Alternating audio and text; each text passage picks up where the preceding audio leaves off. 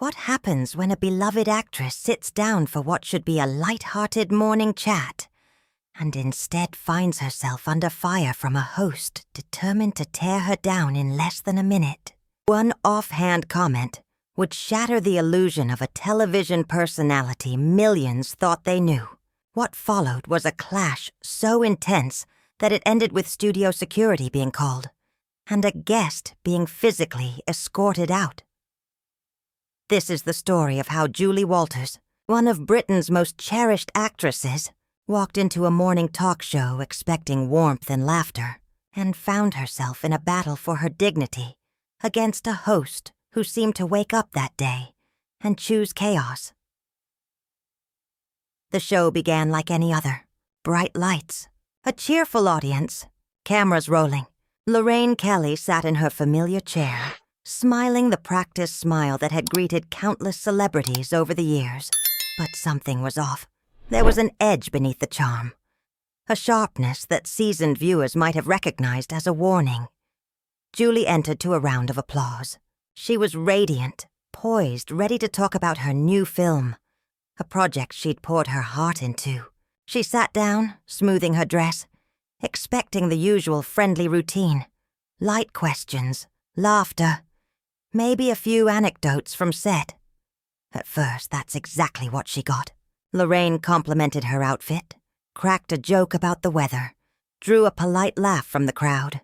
Everything seemed fine. Until it wasn't. Barely a minute into the interview, Lorraine leaned forward, smile tight and eyes glinting. "So, Julie," she said lightly, "your career's had its ups and downs, hasn't it? More downs lately, some might say." The room froze. Julie blinked, caught off guard, and let out a nervous laugh, the kind you give when you're not sure if someone's joking.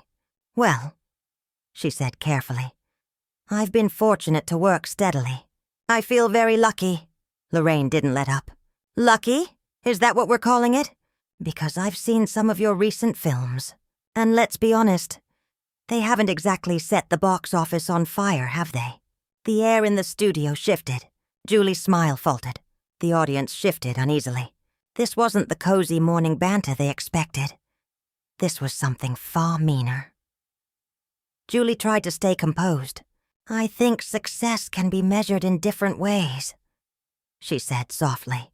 "Not every film needs to make £100 million to matter." Lorraine laughed, a cold, cutting sound. "Oh, that's what actors always say when their films flop, isn't it? It's not about the money, it's about the art." Julie's eyes hardened. The laughter in the audience died completely. "I'm sorry," she said, her tone measured. "Are we here to talk about my film, or are you just planning to insult me for the next 10 minutes? Lorraine waved a dismissive hand. "Oh, don't be so sensitive. People love that, I tell it like it is. And let's be real, Julie. You're not quite the draw you used to be, are you? When was the last time you were in something that really mattered?" Julie drew a long breath.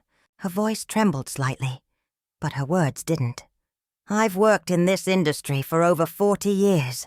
I've told stories that moved people. I've earned respect. I don't need to prove anything to you." But Lorraine wasn't finished. She leaned back, arms crossed, a smug smile spreading across her face. 40 years? Maybe that's the problem. Maybe it's time to step aside. You're looking a bit tired these days. A bit past it, if we're being honest." The audience gasped. Someone in the front row whispered, "Oh my God." Julie went pale, then red. Her hands trembled. "That's an incredibly cruel thing to say." She shot back. "What's wrong with you? Why are you being like this?"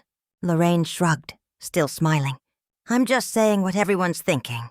You've had a wonderful run, but maybe it's time to accept that your moment has passed." That was it. Julie stood, the microphone wire tugging at her dress. "I'm not doing this," she said, voice shaking but resolute.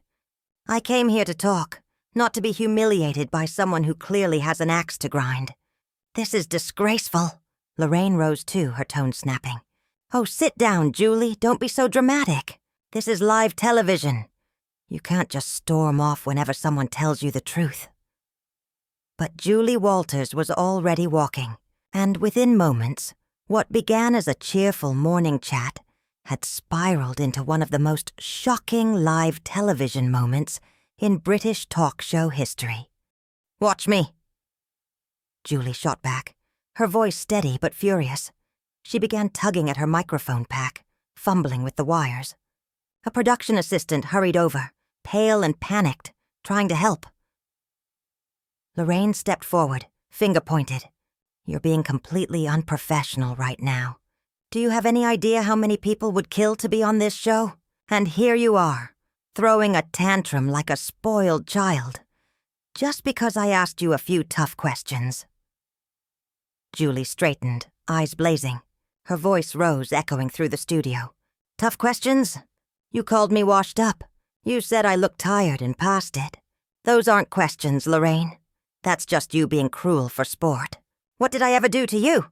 The two women now stood face to face, inches apart, the air between them crackling with tension. The audience sat frozen, unsure whether to intervene or watch in horror. Cameras kept rolling. What was supposed to be a cheerful morning chat had turned into a televised breakdown. Lorraine sneered, her tone dripping with contempt. "You want to know what you did? You've been coasting on your reputation for years. You show up, collect your paycheck, phone in a performance a first-year drama student could give. And then you have the nerve to call yourself a national treasure. It's insulting to people who actually work hard." Julie's eyes shimmered with tears, but her voice didn't waver. "How dare you? How dare you stand there and question my work ethic? I've given everything to this craft. I've done films that paid nothing because I believed in the story. I've mentored young actors. I've fought for roles for women my age when this industry wanted to throw us away." She took a step closer. "And you, sitting in that comfortable chair, making millions asking celebrities what they had for breakfast. You think you can judge me?" Lorraine's face contorted with anger. "Get off my show. Right now. Get out!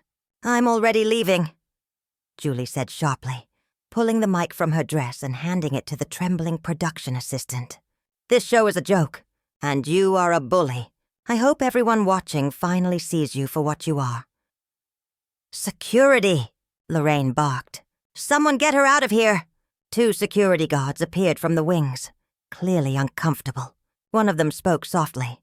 "Ma'am, we need you to leave the studio," Julie nodded with grace. "I understand. I'm going."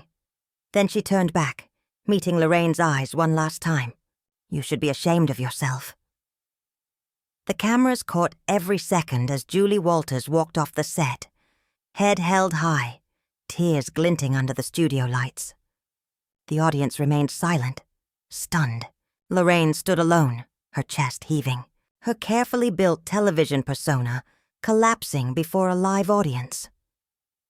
In the control room, a producer was frantically gesturing for a commercial break, knowing full well it was already too late. This wasn't just an awkward interview. It was a career implosion, and the footage would live online forever. But the moment wasn't over. As Julie neared the exit, Lorraine's voice sliced through the air. "You know what your problem is, Julie? You can't handle the truth. You've surrounded yourself with yes men for so long, you've forgotten what real criticism sounds like." Julie stopped mid-step. Her shoulders rose and fell with a single deep breath. Then she turned slowly back toward the set. The guards hesitated. The audience held its breath. Julie walked forward, calm now, but with the kind of quiet power that made the entire studio seem to shrink. "You want to talk about truth?" she said. "Here's some truth for you, Lorraine. I came here today as a favor. Your producers begged my agent because your ratings are dropping, and you needed a recognizable name to save your show." The audience gasped. Lorraine went pale. "That's not—" she began. But Julie raised a hand. "I'm not finished. You sit here every morning pretending to be everyone's friend, but when the cameras stop, you're rude to your staff. You're dismissive to guests you don't think are important enough. Everyone in this business knows it, Lorraine. I've heard the stories, and now I'm living one." Silence blanketed the studio. Several audience members had their phones out recording. Lorraine tried to find her voice. "I've always been professional." Julie laughed, a low, bitter sound. "Professional? You insulted my career, mocked my appearance, and told me to retire on live television. That's not professionalism. That's insecurity. You're jealous. Jealous that I've built a career on talent and heart, while you've built yours on tearing people down." "That's enough," Lorraine said sharply, though her voice trembled. "You need to leave, now." Julie nodded slowly. "Oh, I'm leaving. But before I do, I want everyone watching to understand something." She turned to face the cameras. "This woman isn't your friend. She doesn't care about your stories or your lives. You're just numbers to her, ratings.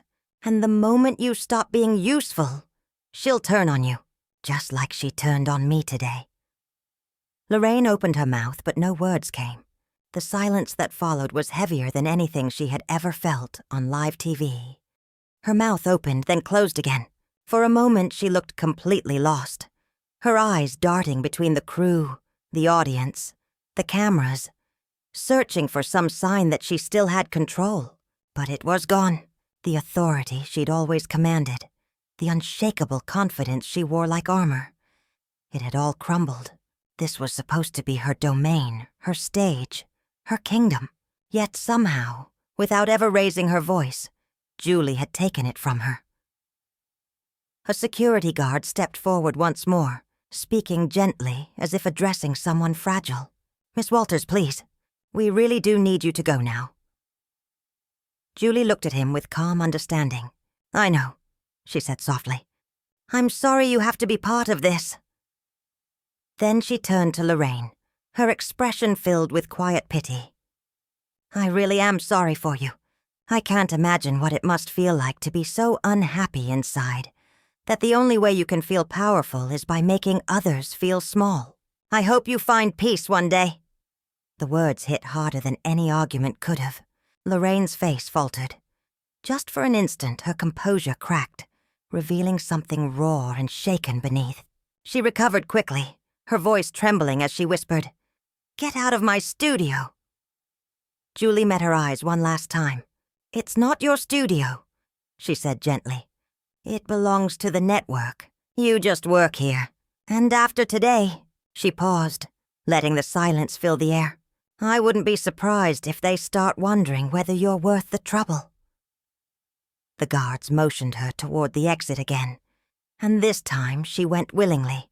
But as she reached the edge of the stage, she stopped and turned back, her voice carrying across the stunned silence. "To everyone in this audience, and to everyone watching at home, please hear me. You deserve better than this. You deserve kindness. You deserve respect. Don't let anyone treat you the way I was treated today. Not your boss, not your friends, not anyone. You are worth more than that." The applause began hesitantly, one pair of hands, then another, until the studio erupted. The entire audience was on its feet, clapping, cheering, shouting Julie's name. It was unmistakable who they were applauding. Julie, not Lorraine. The woman who had come to be humiliated had walked out a hero. Lorraine stood frozen behind her desk, her expression shifting wildly. Shock, disbelief, anger, humiliation. Until finally, panic. She turned to the cameras, forcing a brittle smile. "Well," she stammered, "that was certainly unexpected. We're going to take a quick break, and when we come..." But she never finished. The director had already cut to commercial. Millions of viewers had just watched her downfall live, and social media was already erupting. Clips were being posted, hashtags were trending, and within minutes, the network phones were ringing non-stop. Backstage, Julie was being led through the corridors like someone returning from battle. Crew members came out of side rooms to shake her hand, to hug her, to thank her. One makeup artist, eyes glistening, said, "Thank you for saying what we've all wanted to say for years. She's been awful to everyone, and no one ever stood up to her." Julie smiled gently. "You shouldn't have to work in fear," she said. "None of you should." Meanwhile, back on set, Lorraine was unraveling. During the commercial break, while the audience still sat in stunned silence, she turned on her team. How could you let that happen? Why didn't anyone step in? You just stood there and let her attack me on my own show. A producer tried carefully to answer. Lorraine, you were the one who started it. We tried to signal you to stop, but you kept pushing. Lorraine's face twisted. So this is my fault? She comes in here with that attitude and somehow I'm the villain. Another producer, older and visibly exhausted, said flatly, Yes, that's exactly what we're saying. You crossed a line. Several, actually. And it was all caught on camera. This is going to be a problem. A big one. The stage manager called out. We're back in 30 seconds. Lorraine ran a shaking hand through her hair. Fix my face! She barked at the makeup artist. But the woman just looked at her, expression cold. There's only so much I can do. And she walked away. Lorraine stood there, stunned, as the countdown ended. The cameras went live again. She was alone now. The chair where Julie had sat empty, glaring under the studio lights. She forced a bright, brittle smile. Well, she said, her voice falsely cheery. That was certainly not how I expected this morning to go. Julie Walters, ladies and gentlemen, always full of surprises. She gave a nervous laugh. No one laughed with her. The silence was suffocating. Desperately, she tried to spin it back. Sometimes interviews get heated. That's the nature of live television. But I have nothing but respect for Julie and her career. I think maybe we both just got a bit carried away. But it was too late. Everyone watching knew the truth. This wasn't two people getting carried away. This was one person crossing a line and losing everything when the other refused to be humiliated. Lorraine tried to continue the show, but the energy was gone. Her next guest, a nervous chef, sat down awkwardly and said, I have to be honest. That was hard to watch. Are you okay? Lorraine blinked, forcing another empty smile. I'm fine, she lied. Absolutely fine, Lorraine said, forcing a brittle smile. Now, shall we talk about your recipe? But the chef wasn't moving on. Actually, he said carefully, it seemed like you were really going after her. Julie Walters is a legend. What she said about kindness and respect, it really resonated with me. I think we could all learn something from that. The color drained from Lorraine's face. She hadn't expected this. Her own guest turning on her. Her tone tightened like a coiled wire. I appreciate your thoughts, she said coldly. But we're here to talk about cooking, not... She waved her hand vaguely. Earlier segments. Right, the chef said, nodding slowly. Of course, but I just want to say, for the record, I think you owe her an apology. That's all. Lorraine's smile froze into something eerie, the kind of expression that looked painted on. She pushed through the rest of the segment robotically, her questions scattered and unfocused. Every few seconds, her eyes flicked toward the audience, searching, pleading, but found no warmth there. People whispered to each other, scrolled on their phones, and avoided her gaze. When the segment ended, Lorraine stood up abruptly, muttered something about a quick break, and walked straight off set without a word to anyone. The chef sat there awkwardly, glancing around until a producer hurried over to escort him out. The audience buzzed with low, incredulous chatter. One woman in the third row turned to her friend. I can't believe we just saw that. I've watched this show for 10 years. I've never seen anything like it. Her friend shook her head. I know, and honestly, I'm done. The way she talked to Julie was disgusting. There's no coming back from that. Similar conversations rippled through the studio. The mood wasn't just shocked, it was angry. People felt complicit in something ugly, and they hated it. Backstage, Lorraine had locked herself in her dressing room. Her assistant knocked softly. Lorraine, the network executives are on the phone. They need to speak with you. Tell them I'm busy, Lorraine snapped. They said it's urgent. The assistant replied. It's about what just happened. I said I'm busy. A pause. Then the assistant's voice came quieter, but firmer. They're talking about pulling you off air. They want a statement. That got her attention. The door flew open. Lorraine stood in the doorway, face flushed. Pulling me off air? This is my show! They can't do that! The assistant, a young woman who had endured Lorraine's temper for years, straightened her shoulders. They can do whatever they want. You went after Julie Walters on live television. The phones haven't stopped ringing. Social media is a disaster. Everyone's calling you a bully. The network's in full damage control mode. And if that means taking you off the air, then that's what they'll do. Lorraine stared at her, stunned. When did you grow a spine? She hissed. The assistant gave a sad little smile. About 5 minutes ago. When I watched Julie Walters stand up for herself, she made me realize something. I don't have to take your abuse either. You're quitting? Lorraine asked in disbelief. I already have, the assistant said, turning to leave. Good luck. Lorraine stood frozen in the doorway, her mouth hanging open. For the first time in her career, she was truly alone. No assistant, no fawning producers, no adoring audience, just the echo of her own downfall. Back in the studio, a substitute host, a nervous news anchor pulled in at the last minute, was trying to steady the ship. He sat in Lorraine's chair, awkwardly introducing the next segment, but before he could finish a sentence, an older woman in the audience stood up.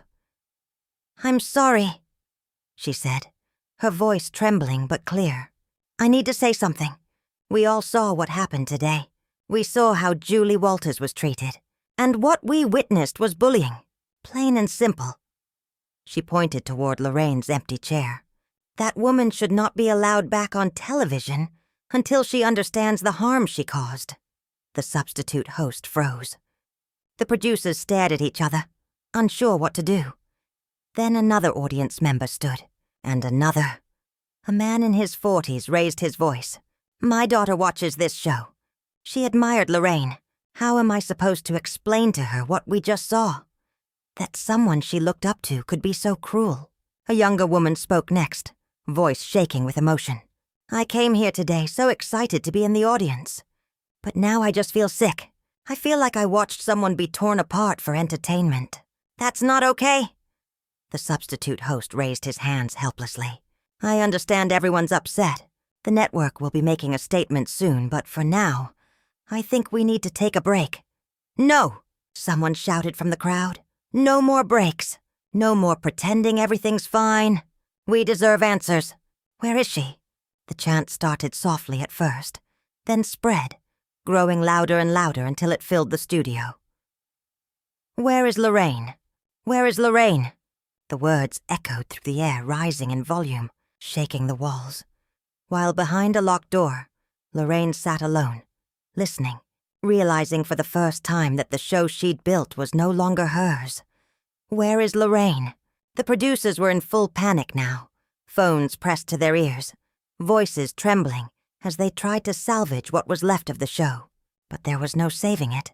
The damage was done. The audience had seen what lay behind Lorraine's carefully polished charm, and they didn't like what they saw.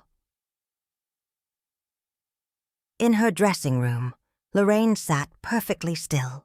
The muffled chanting from the studio seeped through the walls like a heartbeat she couldn't escape. Shame on you. Apologize. The words pounded faintly in the air. Her reflection in the mirror was unrecognizable. Mascara streaked, foundation cracked, eyes hollow. Her phone vibrated again and again. Hundreds of missed calls, producers, publicists, friends, enemies pretending to be friends. She couldn't bear to look. She already knew what they'd be saying. The headlines were probably already being written. A knock came at the door, sharp, desperate. Lorraine, said a voice she recognized, one of the senior producers. We need you to come out and say something, anything. The crowd's getting out of control. She didn't answer. Lorraine, please, the voice urged. Security's nervous. This could turn into a scene. Finally, she spoke, her voice faint and flat. Fix this? She said. How am I supposed to fix this? The producer hesitated, then said quietly, Start with an apology, a real one. People will listen if you show them you mean it. Lorraine rose unsteadily and opened the door. The producer took a startled step back. She looked defeated, older, smaller. "I can't go back out there," she whispered. "You have to. This is your show. Your name's on it." Lorraine shook her head slowly. "It stopped being my show the moment I went after Julie. That's when I lost it. She didn't just win the argument. She took everything." The producer wanted to say something, to remind her that she'd come back from scandals before. But he saw in her face that this was different. The fight was gone.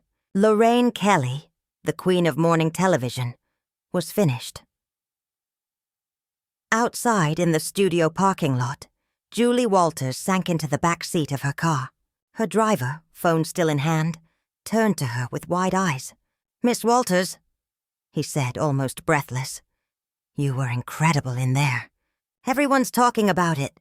You stood up for yourself. And for everyone who's ever been treated like that." Julie gave a weary half-smile. "I don't feel incredible.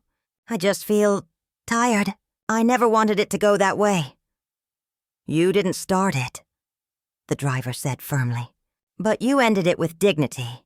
People see that. They're on your side." Julie turned to the window, watching the studio disappear in the rearview mirror. Somewhere in that building, Lorraine was sitting alone, facing the wreckage of her career. A part of Julie pitied her, but another part, deeper and quieter, felt that something right had finally happened. Sometimes, she thought, kindness isn't silence. Sometimes it's the courage to draw a line, to say, enough. The car glided through the rain-slicked streets, city lights glimmering against the glass. Julie exhaled, letting the tension of the day finally leave her body. Behind her, a television empire was crumbling. Ahead, there was peace, and the knowledge that even grace has boundaries. Back at the studio, Lorraine sat alone in the dim light, the echo of the chanting long faded. For the first time, she truly understood. Cruelty has a cost, and when you cross a line too many times, eventually someone will push back.